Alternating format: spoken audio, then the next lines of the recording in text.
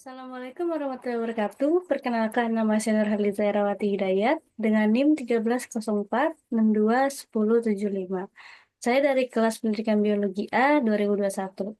Oke, pada video kali ini saya akan mereview atau membahas sebuah karya legendaris dari Paulo Freire, yaitu buku Pendidikan Kaum Tertindas. Nah, buku ini merupakan salah satu referensi dalam membahas pendidikan yang bersifat membebaskan. Nah, pada review kali ini saya menggunakan format KWL atau Now, Want to Know, and Learn. Oke.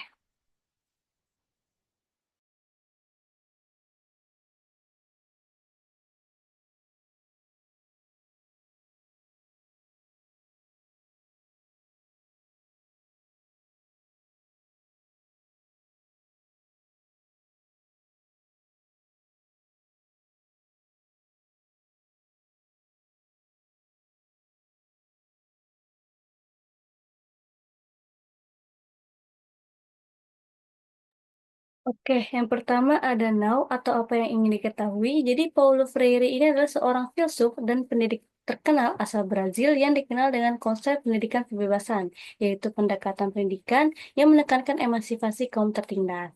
Nah, Freire ini mengkritik pendekatan pendidikan konvensional ini yang sering disebutnya sebagai banking model of education atau pendidikan gaya bank. Dalam model ini, guru menganggap siswa sebagai wadah kosong yang harus diisi dengan pengetahuan. Hal ini menciptakan hubungan yang tidak setara antara guru dan murid.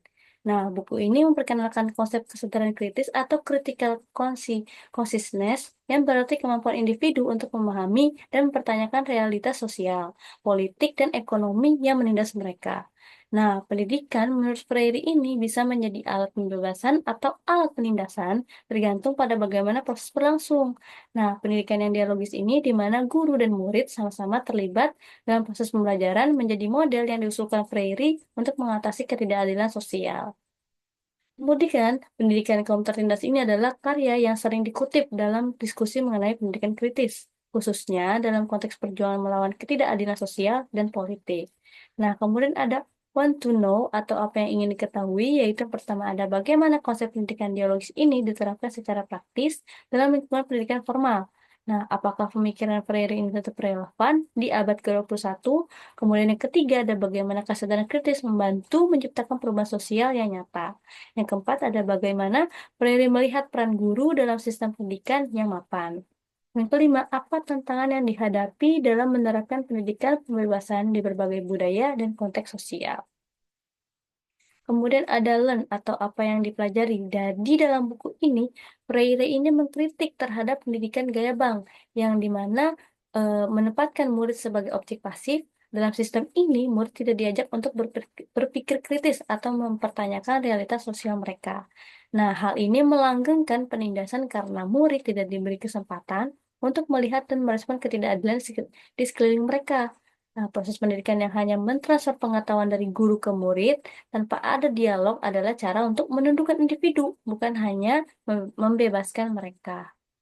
Nah, Freire menekankan bahwa pendidikan harus bersifat dialogis, di mana guru dan murid harus saling berinteraksi dalam proses pembelajaran. Nah, di sini juga saya belajar bahwa model pendidikan dialogis ini memungkinkan terjadinya pemikiran kritis, di mana murid diajak untuk menganalisis kondisi sosial mereka dan mengidentifikasi bentuk-bentuk ketidakadilan. Nah, pendidikan ini bukan hanya proses belajar mengajar, tetapi juga alat transformasi sosial. Dan untuk konsep kesadaran kritis ini adalah salah satu yang paling berkesan bagi saya. Mengapa? Karena di sini saya belajar bahwa kesadaran kritis ini adalah kemampuan untuk melihat dunia sebagai konstruksi sosial yang bisa diubah, bukan sebagai sesuatu yang statis dan tidak terhindarkan. Nah, kesadaran kritis ini memberi kekuatan kepada kaum tertindas untuk memahami kondisi mereka dan beraksi melawan struktur penindasan. Hal ini adalah proses penting dalam membangun emansipasi dan kemandirian. Kemudian Freire menantang pandangan tradisional tentang peran guru sebagai otoritas tunggal. Jadi, guru harus memfasilitasi proses belajar dan mendorong murid untuk menemukan kekuatan mereka sendiri. Nah, di sini model ini, guru dan murid sama-sama belajar, dan pengalaman hidup murid dianggap sebagai sumber pengetahuan yang penting. Freire mendorong guru untuk membangun hubungan kolaboratif dengan murid. dan menciptakan suasana di mana belajar menjadi dialog yang dinamis, bukan hanya proses sepihak. Dan meskipun konteks sosial dan politik telah berubah sejak buku ini pertama kali diterbitkan, saya juga belajar bahwa ide-ide Freire ini masih sangat relevan di era globalisasi dan teknologi. Jadi banyak pendidikan yang masih menggunakan pendekatan yang menindas, di mana murid tidak diberi ruang untuk berpikir kritis. Jadi Freire memberikan perspektif baru bagi pendidikan di abad ke-21, yaitu terutama dalam mengatasi ketidakadilan struktural yang memberikan kesempatan yang setara bagi semua orang untuk belajar dan berkembang.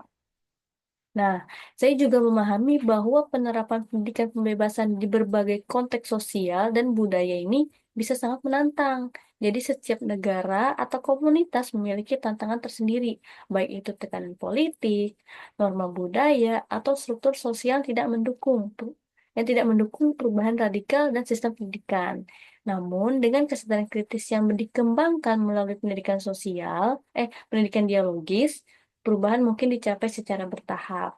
Jadi pada bab pertama di bab awal, Freire memperkenalkan kita pada hubungan antara kaum penindas dan kaum tertindas.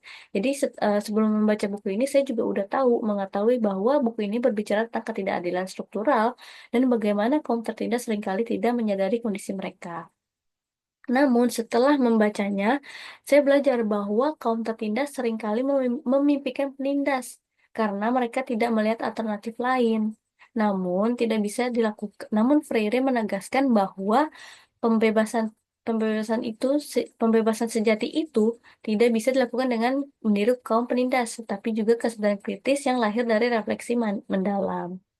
Kemudian di bab kedua, Freire mengkritik model pendidikan gaya bank, yaitu pendidikan yang di mana dianggap sebagai satu-satunya sumber pengetahuan dari siswa. Jadi siswa hanya pasif menerima materi saja.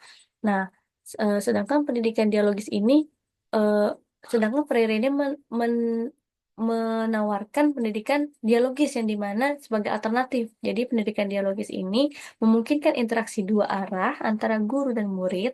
Nah, proses ini tidak hanya mengajarkan pengetahuan, tetapi juga mendorong siswa untuk berpikir kritis tentang dunia di sekitar mereka dan mengambil tindakan untuk mengubahnya. Oke, kemudian di bab ketiga, Freire berbicara tentang pentingnya kesadaran kritis. Nah, kesadaran kritis ini adalah kunci untuk memahami dan melawan penindasan. Kesadaran kritis ini tidak bisa muncul secara instan. Jadi, kesadaran kritis ini adalah proses memerlukan dialog, refleksi, dan tindakan. Dengan memahami kondisi sosial mereka, kaum tertindas bisa bertransformasi dari objek menjadi subjek yang aktif dalam sejarah mereka sendiri. Dan kemudian pada bab keempat atau bab terakhir ini, Freire menekankan bahwa aksi dan refleksi harus berjalan beriringan dalam proses pembebasan. Di sini juga saya eh, mengetahui bahwa pendidikan yang membebaskan tidak hanya mengajarkan pemahaman, tetapi juga menggerakkan tindakan. Nah, kemudian pada bab terakhir ini, saya juga belajar bahwa aksi tanpa refleksi bisa menjadi aktivisme yang tak terarah, sementara refleksi tanpa aksi tidak akan menghasilkan perubahan yang nyata. Jadi, pendidikan harus mendorong peserta didik untuk berpikir kritis dan bertindak berdasarkan pemahaman mereka. Jadi kesimpulan dari buku ini adalah keseluruhannya itu melalui buku pendidikan kaum tertindas ini, saya belajar bahwa pendidikan bukan hanya proses transfer pengetahuan, tetapi alat yang kuat untuk membangun kesadaran sosial, kritis, dan emansipasi.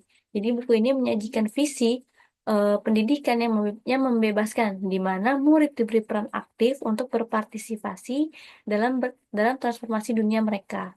Dalam konteks global saat ini, buku ini memberikan perspektif yang sangat relevan tentang bagaimana pendidikan dapat digunakan sebagai sarana untuk memperjuangkan keadilan sosial dan melawan ketertindasan.